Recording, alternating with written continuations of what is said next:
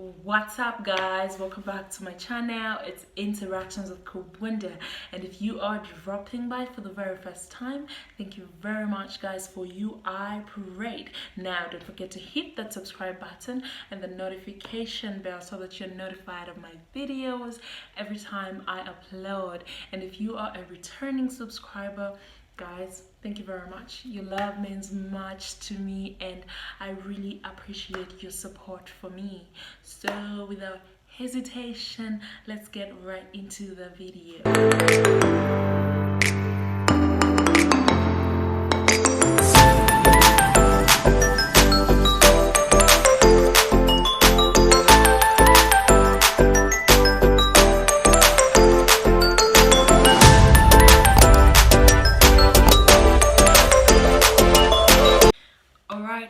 So today is story time. I'm gonna talk to you about how I handled my stinky behavior. Okay, stinky behavior. I know most of you could be wondering to say, what does she mean, stinky behavior? Okay, so it goes right back to 2009 when I was in grade 8 and I was at Chipembe Girls Secondary School. It's a boarding school. Shout out to every family girl out there. I love you guys. You guys made school amazing for me. Yeah. So guys, when I was in boarding school in grade 8, I was a terrible person. Like, I had a certain annoying behavior. I used to talk too much, I would shout at people. I would always be arguing. I was the one, always found in all those silly situations. If I'm not shouting at my friend today, tomorrow I'll be shouting at somebody. The other day I'll make somebody cry. I was like that. So I remember it affected my relationships with people. My dormmates sort of like started distancing themselves from me because of the same behavior that I had. So I realized it and I decided to say, okay, I need to change. But then I didn't really do anything about it at the time, so it just continued. And guys, you would find that if somebody uses something that belongs to me without my permission, I'll go all crazy on them. I'll shout at them. I'll make them cry, and that would actually make me feel good. It would make me feel fulfilled. I'm like, yeah, don't mess with me, I'm gonna deal with you. I was like, oh bossy. So people distanced themselves from me. But then there's this amazing friend of mine, Rachel. Despite that behavior that I had, she was still a good friend to me. Like, she was my day one, and she's still a good friend to me. So when we closed school that term, that was grade 8 term 2, we closed school. I went home. So I went home for a holiday and I started reflecting on reflecting on my behavior, reflecting on my entire school life and how everything was. And I got affected, I got touched. I sat down to say, okay, girl, you need to change. This behavior is not good. You need to become a better person. You can do this. This is not who you really are. So you can become a better person and whatnot. So I started praying about it.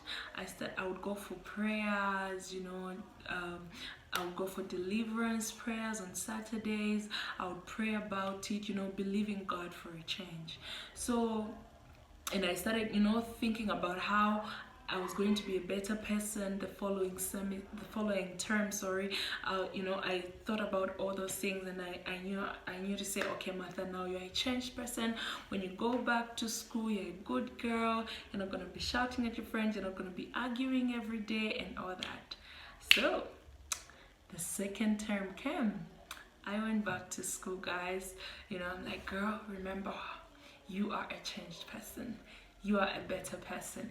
You're not gonna argue with your friends. You're not gonna shout at anybody. You're just gonna ignore every temptation. That was me. So the term started. It was okay. It was fine. But hey, guys, the temptation to, argue was very serious. Like, it was real. And it was like a lot of people knew that I really wanted to change, and now it's like they started poking me on purpose, like, you can't change, we're gonna poke you and see if you're really a changed person. And every time I'll just go like, no, I'm not going to do this. Girl, you can do this. Girl, you can do this. You're not gonna respond. You're not gonna respond. Guys, I tell you, I tried, but I failed. I just unleashed the crazy me, and I started talking again whenever my friends, like every time somebody poked me, I would, start talking again, and I would actually say, you know what? You guys think, because I said I want to change, you guys are going to take advantage of me. So you guys really want to take advantage of me. So you know what? To hell with the change. I am not going to change. I'm just going to be me. I don't care whether I shout at somebody. I don't care whether somebody cries. I really don't care anymore. I'm just going to be me, Martha. So yeah, life went on. I was not a changed person. I went back to shouting. I went back to the crazy girl that I was. And funny thing is, guys, I was very committed to scripture union, and I was, I had so much interest in the things of God and all that. And at school, I remember they actually used to call me Martha Golden Voice, because I would share songs in the chapel and people would get touched and say, oh wow, this girl has an amazing voice. But then some of my friends would actually talk to me and say, why is it that at the chapel you're a different person, and in the dorm you are crazy, you're just a different person. At the chapel you're sweet, in the dorm you're crazy. Why is it like that? I'm like, I don't know, I also don't know. Yeah. So life went on. My behavior became crazier by the day. Then we closed schools that term. We closed schools and I went back. When I went back home, I started reflecting again. I started thinking about everything. I started, I'm like, God, remember I said I was going to change, but looks like this is hard. I can't do this. And I would pray every time, and sometimes even, because I realized it was more than just a behavior. I realized it was something that I really needed to engage God in, because in my growing up, my mom taught me spiritual warfare at a very young age. She taught me the things of God at a very young age. So I had that interest in me, and I knew she taught me how to pray, what to pray for, which scripture to quote when you're in whatever kind of situation. So I knew how to pray. I knew which scripture to quote and all that. So, but still, it was not working out. But then I didn't give up. I kept on believing God for change. I kept on praying. I kept on praying about it. I would talk to God. I was actually honest with God. I would tell him, Daddy, I want to change. It's so hard for me, but I really want to change. And what contributed to the behavior that I had was because I grew up in a home where, there were a lot of women. I grew up in a home where, people would argue in the house like each and every day. Arguing was a normal thing. And you know what? Before I went to boarding school, I didn't know I was actually like that. But after I went to boarding school, that is when I realized that arguing, behavior had been rubbed off on me. Like, I became like them. So sometimes we have certain behaviors because of the environment that we grow in. So that is what happened to me.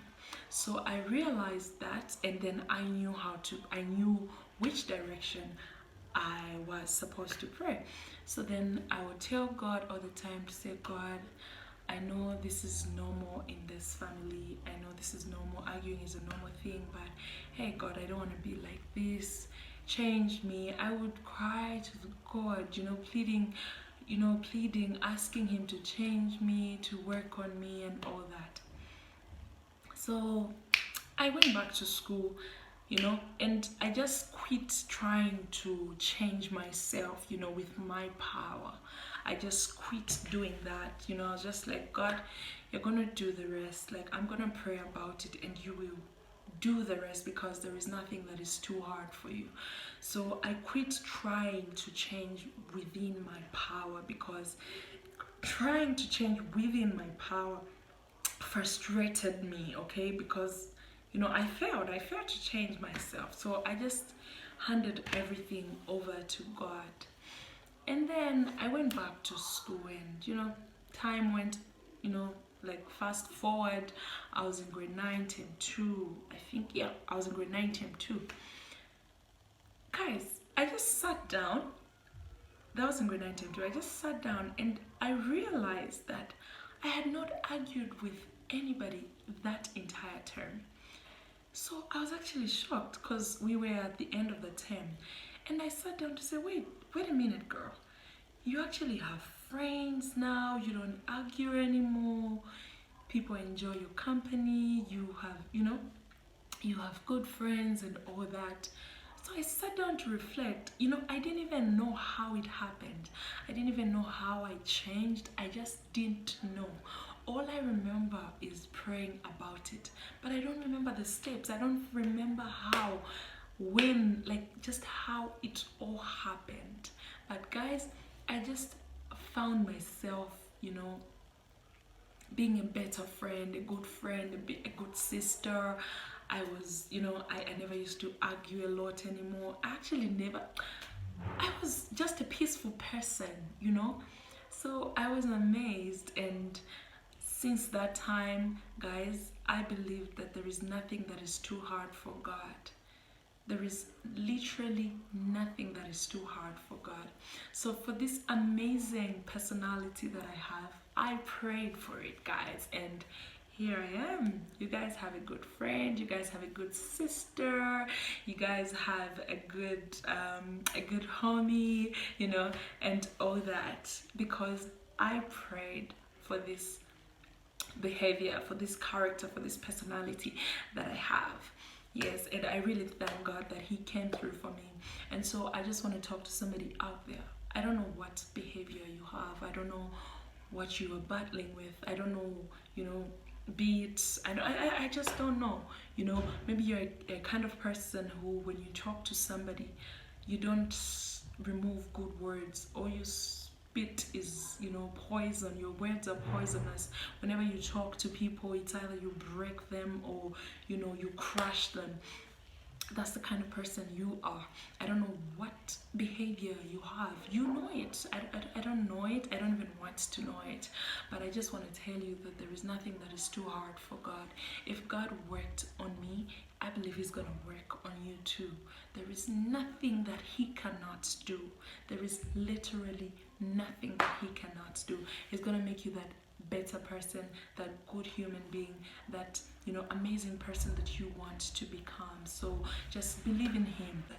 And look, you can go back on your knees and talk to Daddy about your behavior.